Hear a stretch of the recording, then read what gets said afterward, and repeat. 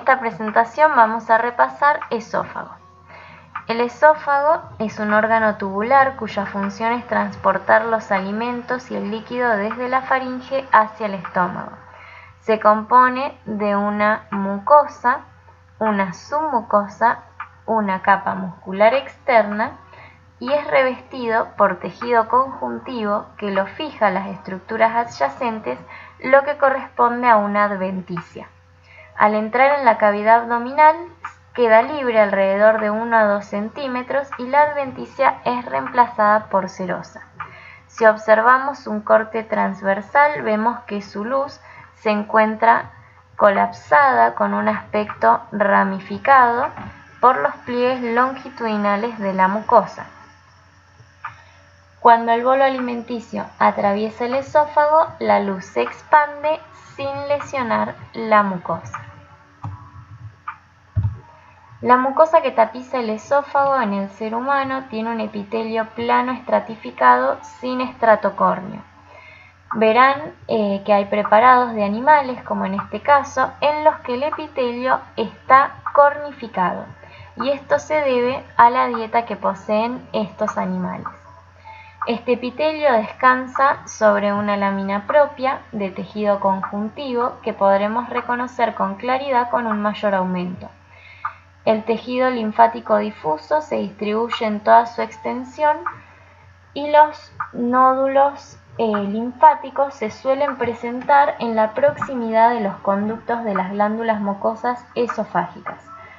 Si bien con este aumento no la distinguimos con claridad, sepan que en la mucosa podremos identificar la muscular de la mucosa, que se compone por músculo liso organizado en forma longitudinal, siendo una capa prominente en la porción proximal del esófago, lo que se relaciona con la función de deglución a este nivel. La submucosa consiste en un tejido conjuntivo denso que contiene vasos sanguíneos y linfáticos, fibras nerviosas y células ganglionares. Estas fibras nerviosas y células ganglionares forman el plexo submucoso o de Meissner. Recuerden que también vamos a encontrar glándulas en esta capa y el tejido linfático difuso y los nódulos se encuentran principalmente en la parte superior e inferior del esófago, donde las glándulas submucosas son más prominentes. La capa muscular externa se divide en una capa circular interna y una longitudinal externa. Esta capa es distinta de la muscular externa del resto del tubo digestivo porque el primer tercio del esófago se compone de músculo estriado, correspondiendo a una continuación del músculo de la faringe. En el tercio medio se entremezclan los fascículos de músculo estriado y liso, y el tercio inferior se compone de músculo liso como el resto del tubo digestivo. Entre ambas capas de la capa muscular encontramos el plexo mientérico o de Auerbach, que corresponde a un plexo nervioso. Este plexo inerva esta capa muscular estimulando la actividad peristáltica. Como capa externa, si bien en esta imagen no se identifica, encontramos la adventicia y al ingresar en la cavidad abdominal, esta adventicia es reemplazada por serosa, que corresponde al peritoneo visceral. En esta imagen podemos reconocer nódulos linfáticos contenidos en la lámina propia y glándulas mucosas en la submucosa, cuyos conductos excretores no se observan en este corte, pero desembocan en la luz del esófago. Por fuera de la submucosa identificamos la capa muscular externa con su capa circular interna y su capa longitudinal externa. La adventicia la reconocemos revistiendo externamente. La función de las glándulas mucosas y submucosas del esófago es secretar moco para lubricar y proteger la pared luminal. Las glándulas esofágicas propiamente dichas las encontramos en toda la longitud de la submucosa, pero un poco más concentradas en la mitad superior. Son pequeñas glándulas tubulacinosas compuestas con su conducto excretor de epitelio estratificado plano. El moco que producen es levemente ácido y, como dijimos, lubrica la pared luminal.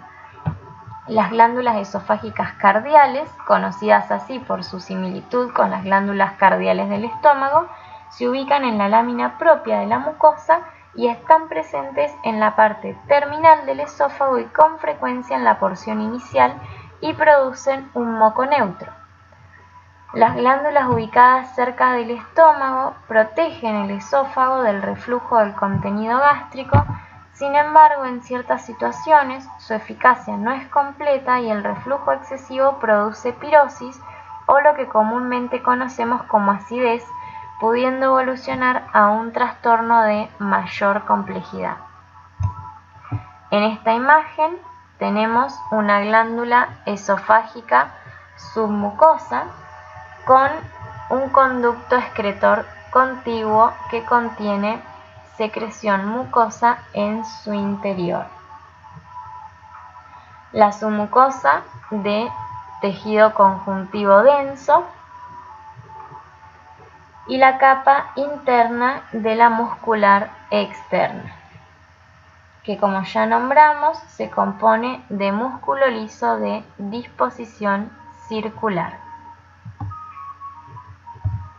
En esta imagen, con un mayor aumento, identificamos la mucosa con un epitelio plano estratificado con capa córnea, con su superficie basal indentada por papilas de tejido conjuntivo de la lámina propia.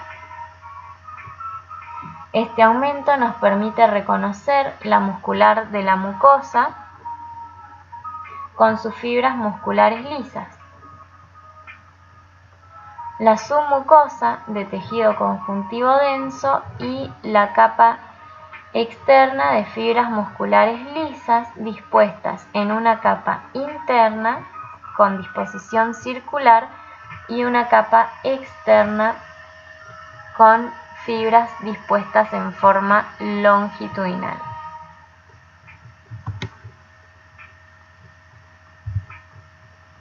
Con este aumento identificamos el epitelio y la lámina propia de la mucosa. Observen con claridad el epitelio plano estratificado con capa córnea y la formación de papilas indentadas por la disposición del tejido conjuntivo. Vean que distinguimos vasos sanguíneos interpuestos en el tejido conjuntivo. Con un mayor aumento vemos los vasos sanguíneos interpuestos en el tejido conjuntivo con su revestimiento endotelial. Recuerden que las células se pueden reconocer con una forma más bien aplanada, al igual que sus núcleos, que corresponden a la porción más prominente de la célula. Identificamos también fibras musculares lisas de la capa muscular de la mucosa.